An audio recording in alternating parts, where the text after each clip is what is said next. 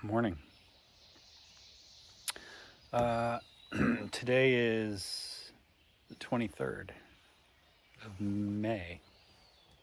I'm just about ready to go for the morning.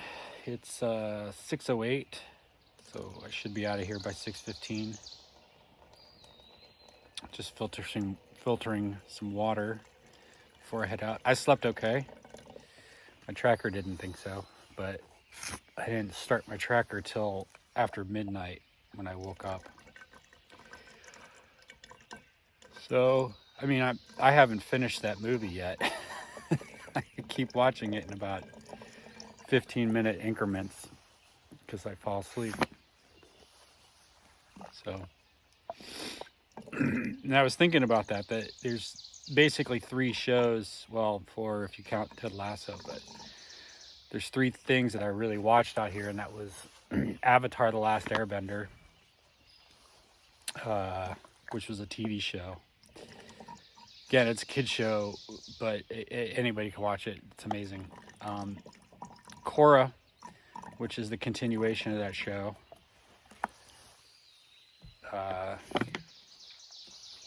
Avatar, The Legend of Avatar Korra, or something like that, which I've seen both of those tons of times. And now, one of my favorite movies of all time, Princess Mononoke. And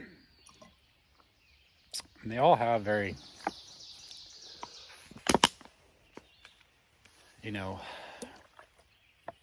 they're all chock full of, well, Avatar is really chock full of like principles. And then Princess Mononoke, it's just a wonderful story. But just being out here, some days, listening to the birds and seeing these moss-covered walls and rocks, and up here there's so many really large trees, older trees, especially, you go through these hemlock forests and stuff, and it just seems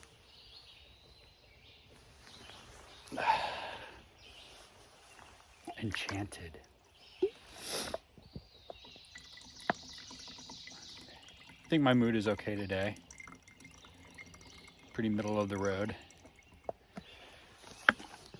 I feel some contentment, which is pretty good, Okay for just where I'm at, what I'm doing. Really happy that my beard feels better.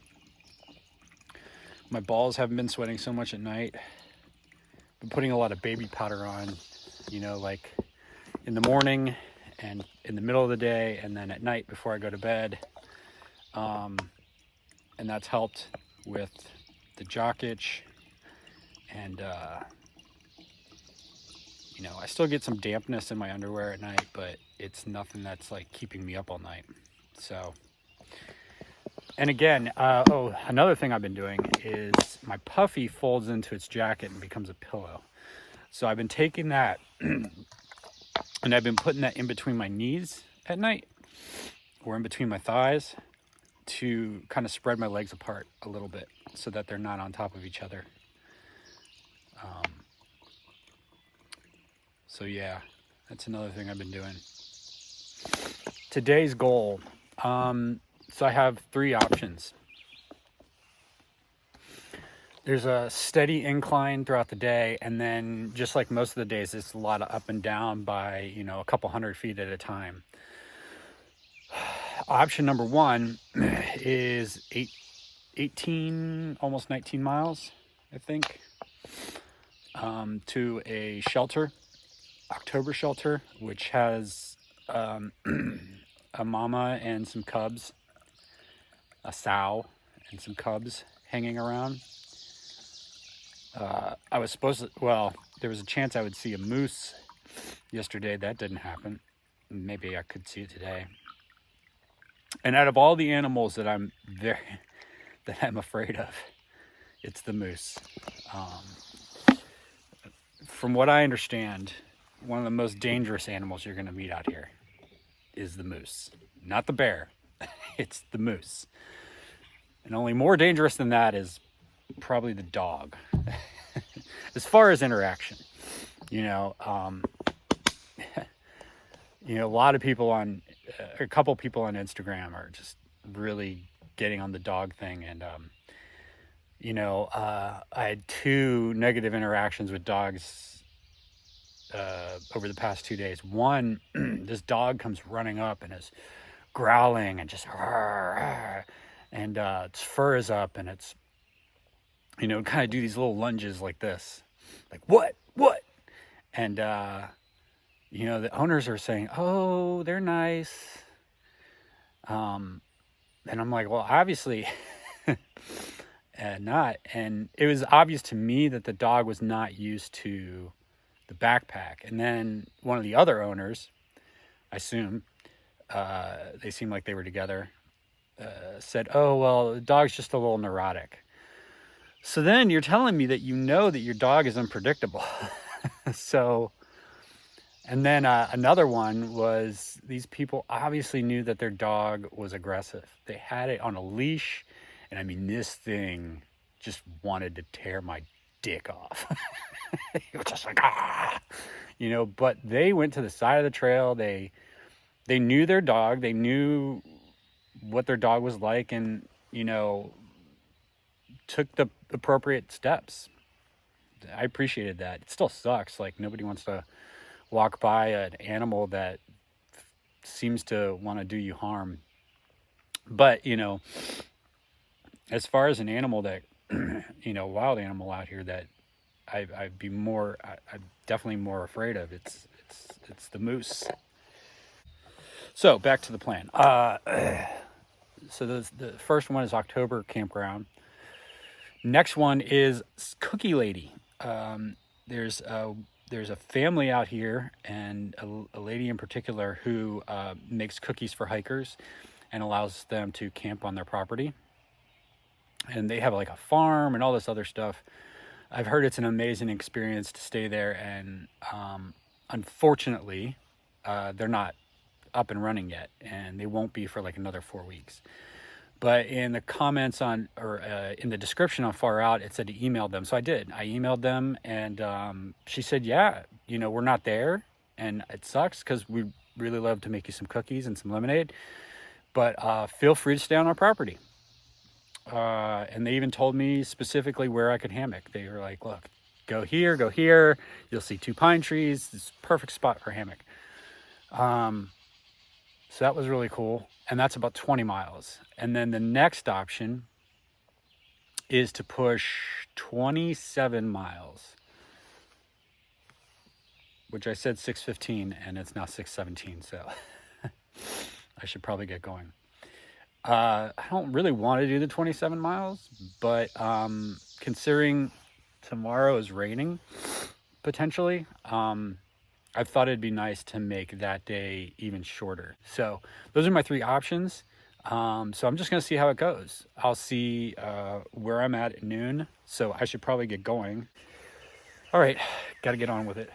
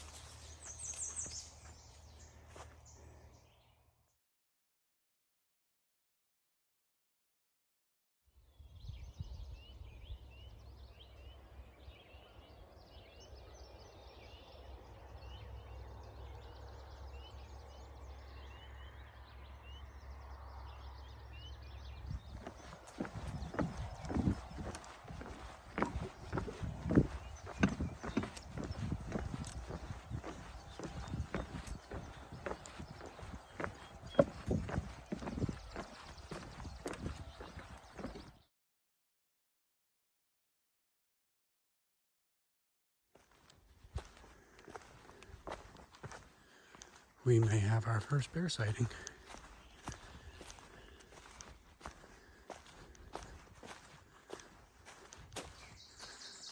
I'm being very careful. Okay, I heard that. I see you over there. Hey, bear! There goes the cub. And another cub. Hey, bear!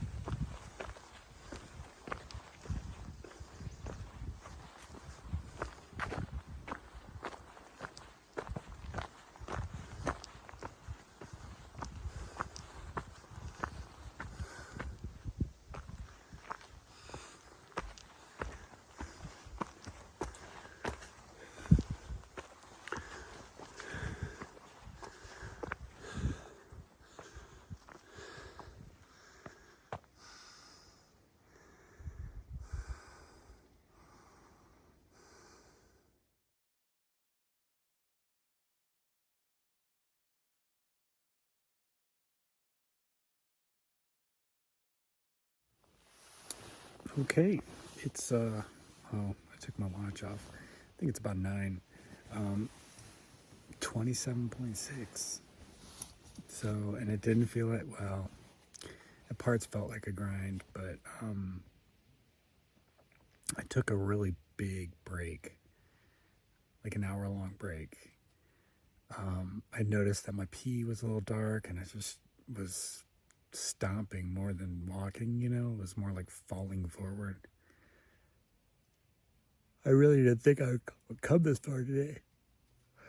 I thought for sure I would stop at Cookie Lady, but I had some electrolytes, then I had my branched chain amino acids, and then I had a snack. And then I just sat there for an hour, stretching and doing some stuff and really just letting everything kind of get into my system. And it worked.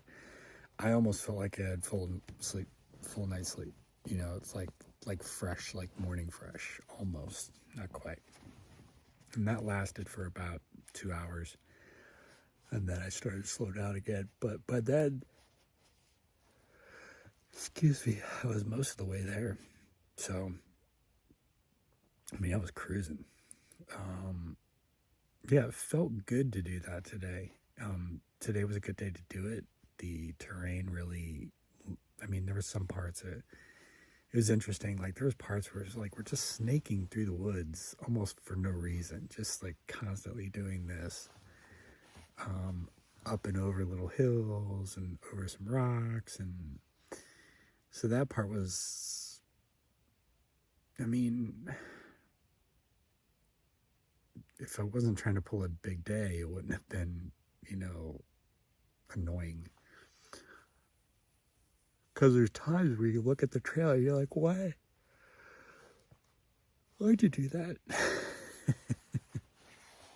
Are you just trying to make up distance? So, yeah. So that felt good. But that also sets me up for 2 really light days tomorrow. I can't get to Williamstown early because I'm expecting packages on Thursday. So, but I'm fine with that. I'm gonna take it easy. The day after tomorrow is my first time since Shenandoah going over 3,000. So that'll be Mount Greylock.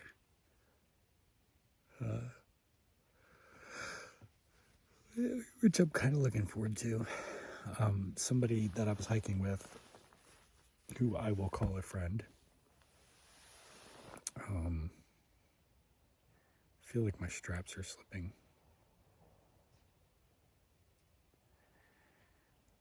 Anyway, is up in the Whites right now, the presidentials. And so, you know, trying to get some intel out of him and watching him go through that.